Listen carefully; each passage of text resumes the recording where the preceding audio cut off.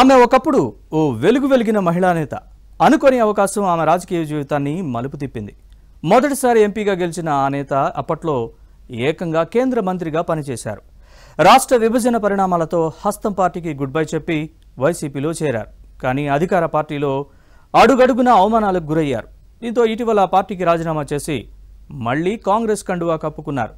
ప్రస్తుత ఎన్నికల్లో పోటీ చేసి ఫ్యాన్ పార్టీపై కసి తీర్చుకోవాలనే ప్లాన్లో ఉన్నారు.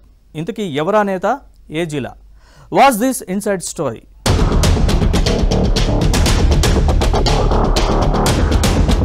రాజకీయాలు కొందరు నేతలకు ఆశించిన విధంగా కలిసి రావు. మరికొందరి తలరాతలను మార్చేస్తాయి. ఒకప్పుడు ఉన్నత పదవులు అనుభవించి అత్యంత కీలకంగా వ్యవహరించిన నేతలు సైతం ఇప్పుడు నిస్సహాయ స్థితిలోకి వెళ్లిపోతున్నారు. అవసరం ఉన్నప్పుడు పదవులు ఎరచూపించి పార్టీలో చేర్పించుకునే బడా నేతలు ఆ తర్వాత వారిని కరివేపాకు మాదిరిగా వదిలేస్తున్నారు అనే విమర్శలున్నాయి.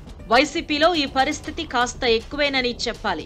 శ్రీకాకుళం జిల్లాలో కేంద్ర మాజీ మంత్రి కిల్లి కృపారాణి ప్రస్తుతం ఇలాంటి పరిస్థితినే ఎదుర్కొన్నారు. 5 ఏళ్ల పాటు పార్టీలో క్రియాశీలకంగా వ్యవహరించిన ఈమెకు చివరికి కన్నీళ్లే మిగిలాయి.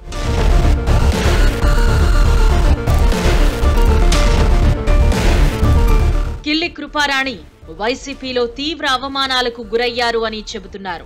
పార్టీ అధినేత జగన్ పిలుపు మేరకు కాంగ్రెస్ పార్టీని వీడి ఫ్యాన్ పార్టీలో చేరారు. ఆ సమయంలో స్థాయికి తగ్గ గౌరవం ఇస్తామని పెద్దల ఆశ చూపారు.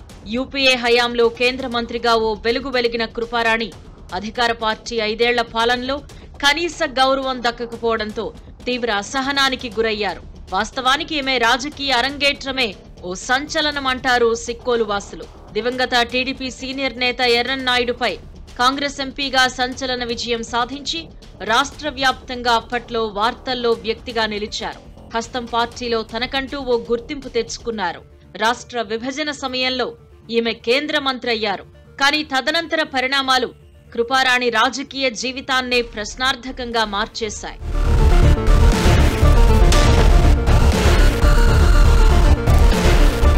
కీలక పదవి ఇస్తామని పార్టీలో చేర్చుకున్న వైసీపీ ఆ తర్వాత ఈమెను పట్టించుకోలేదు. పార్టీలో సీనియర్ల మధ్య ఉన్న విభేదాలు, సామాజిక సమీకరణాలు కృపారాణి పదవులకు గండికొట్టాయనే విమర్శలు ఉన్నాయి. దీనికి తోడు ప్రస్తుత శ్రీకాకుళం జిల్లా ఫ్యాన్ పార్టీలో అంతా సీనియర్లే ఉన్నారు. వైసీపీలోని గ్రూపుల మధ్య ఇమడలేకపోయారు అన్న వాదనలున్నాయి. సీఎం జగన్ ప్రభుత్వం అధికారంలోకి వచ్చిన తరువాత 2 సార్లు ఎమ్మెల్సీ పదవులను భర్తీ చేశారు. తమ నేతకు అవకాశం ఖాయమని కృపారాణి వర్గం భావించింది. కానీ మొదటి దఫాలో టెక్కలికి చెందిన దువాడ శ్రీనివాస్ కు అవకాశం కల్పించింది. అనంతరం పాలవలస విక్రాంత్ కు ఛాన్స్ ఇచ్చింది. దీంతో కృపారాణికి నిరాశ తప్పలేదు. కేంద్ర మాజీ మంత్రి అన్న ఒకే ఒక్క ప్రోటోకాల్తో ప్రస్తుతం జిల్లా రాజకీయాలకు పరిమితమయ్యారు. మరోవైపు బీసీ కోటాలో కృపారాణికి రావాల్సిన రాజ్యసభ సీటును చివరి నిమిషంలో ఆర్ కృష్ణయ్యకివ్వడంతో ఈమె రాజకీయ భవిష్యత్తు ప్రశ్నార్థకంగా మారింది.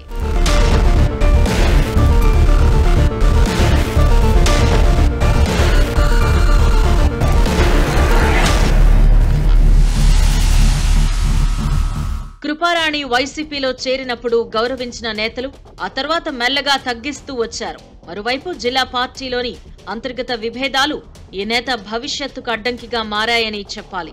జిల్లాకు చెందిన కీలక నేతలు ధర్మాన సోదరులతో పాటు టెక్కలి నాయకులతో అభిప్రాయ భేదాలు ఉన్నాయి. దీంతో ఈమెకు పార్టీలో పెద్దగా ప్రాధాన్యత ఇవ్వలేదన్న విమర్శలున్నాయి.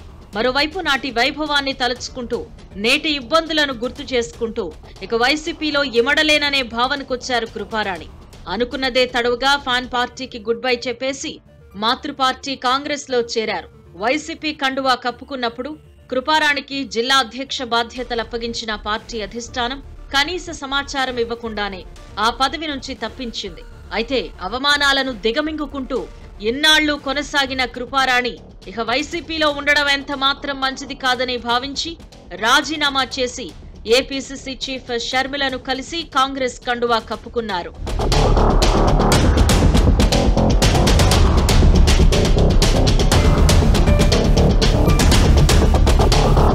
వాస్తవానికి కిల్లి కృపారాణికి కాంగ్రెస్ హయాం నుంచి మంచి నాయకురాలిగా పేరుంది. కళింగ సామాజిక వర్గానికి చెందిన ఈమె కొన్ని నియోజకవర్గాల్లో గెలుపోటములను నిర్ణయించే సామర్థ్యం ఉందని చెబుతారు.